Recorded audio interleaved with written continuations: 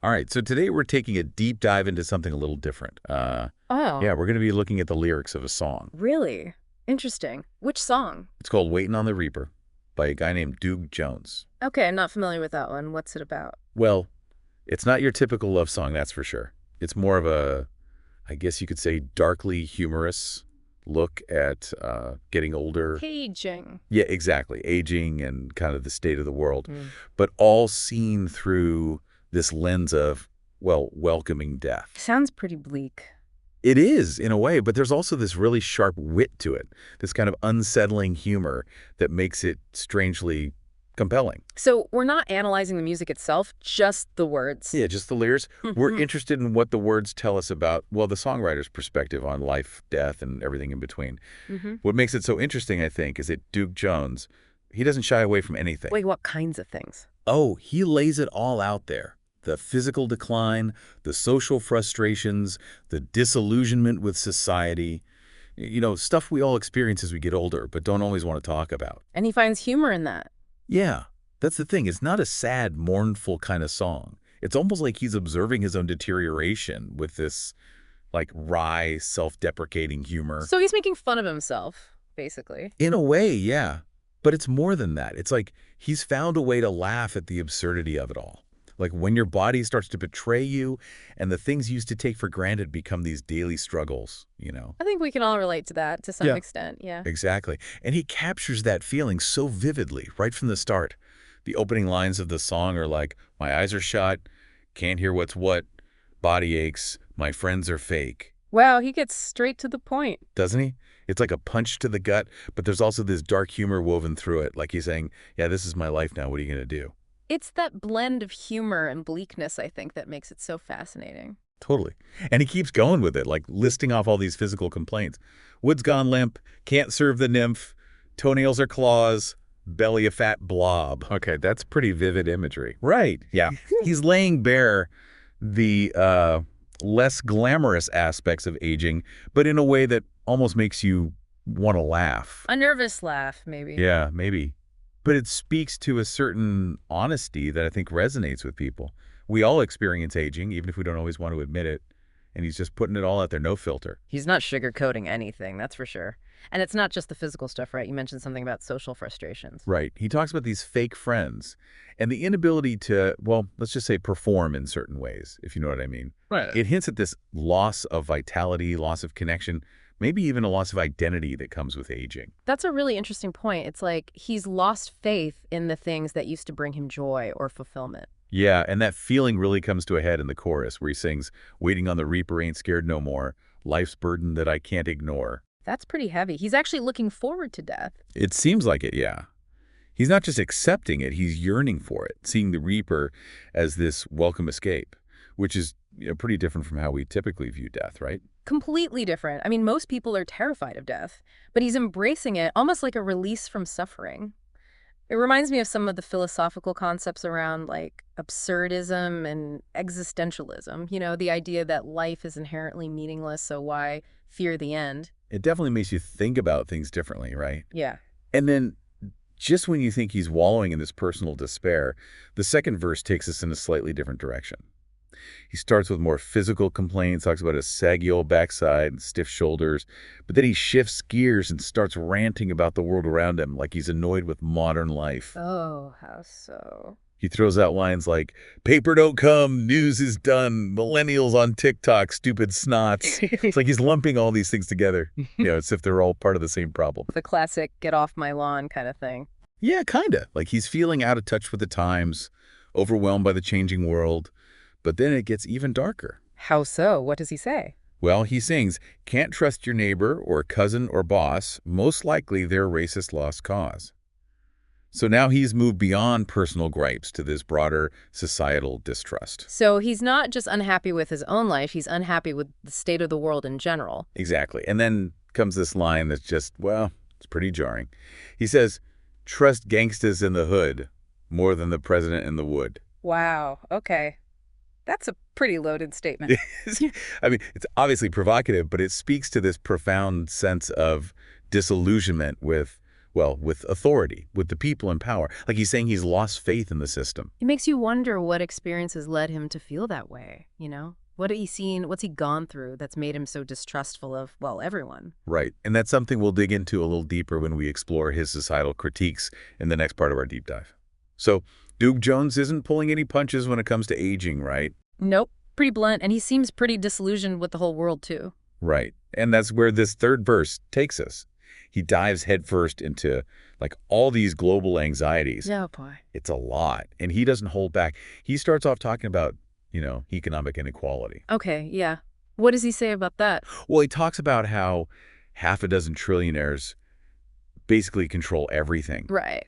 And then, of course, he mentions the threat of World War III hanging over our heads. Yeah. I mean, who isn't a little worried about that these days? It's definitely a scary thought. Does he get into specifics about, like, what might cause a war? Not really. He keeps it pretty general, but then he moves on to climate change. Okay, and how does he approach that? He doesn't talk about, the melting ice caps or any of that stuff. Instead, he focuses on something a lot more personal, something we can all relate to. Which is? Allergies. Allergies. Seriously. Yeah, he talks about how these climate-driven allergies are making life miserable.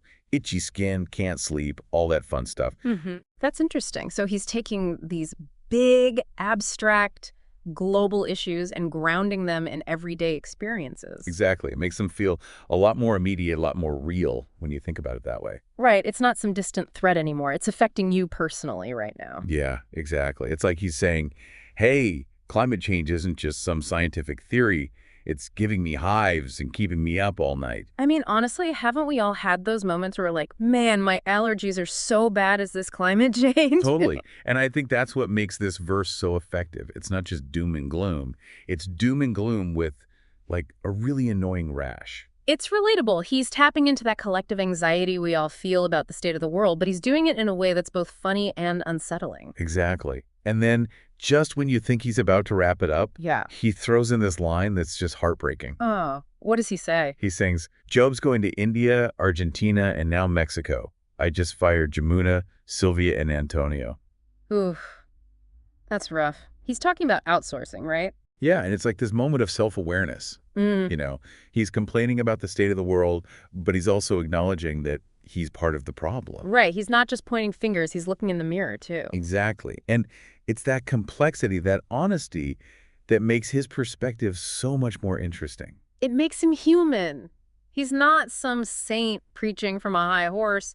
He's just a guy trying to make sense of this messy world. Yeah, he's flawed, he's contradictory, but that's what makes him relatable, right? Totally. We all have those moments where we realize we're contributing to the problems we complain about. It's part of being human, I guess. And then, just when you think you've got him figured out, the final verse throws this curveball that honestly kind of blew my mind. Really?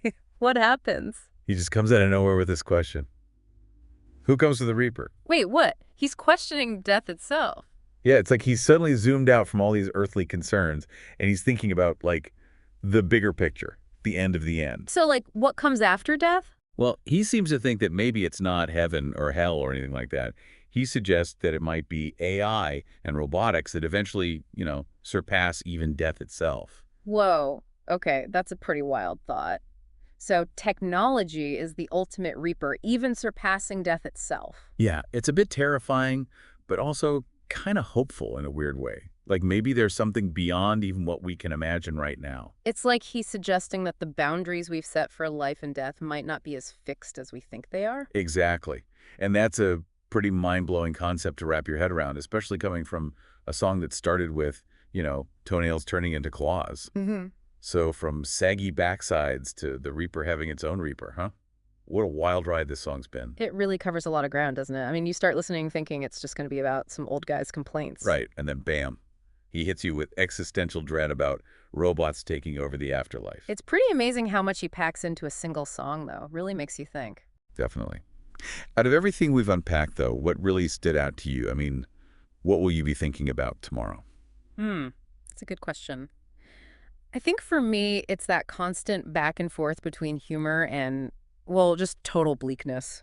Like 1 minute he's joking about his toenails being claws. Right. And the next he's talking about World War III and firing his employees because their jobs got shipped overseas.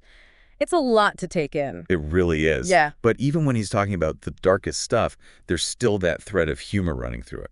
Yeah, it's like he's saying, look, the world's a mess, I'm falling apart, but hey, at least we can laugh about it, right? Oh, right. And that's what makes it so relatable, I think.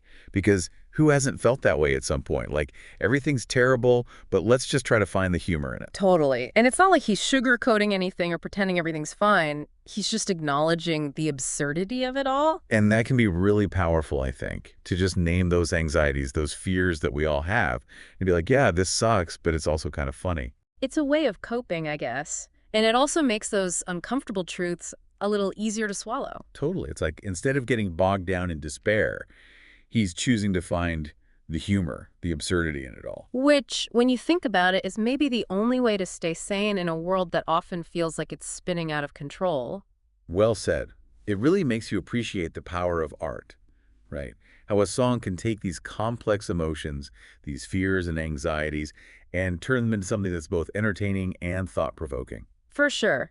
It's not just mindless entertainment. It's a way of processing the world around us, of making sense of our own experiences. Exactly. And for anyone listening who hasn't heard Waitin' on the Reaper, I highly recommend giving it a listen. You might be surprised by how much it resonates with you. It might make you laugh, it might make you think, it might even make you a little uncomfortable, but it's definitely a song that sticks with you. Well, on that note, we'll wrap up this deep dive. It's been quite a journey exploring the depths of Doug Jones's darkly humorous and surprisingly profound lyrics. Agreed.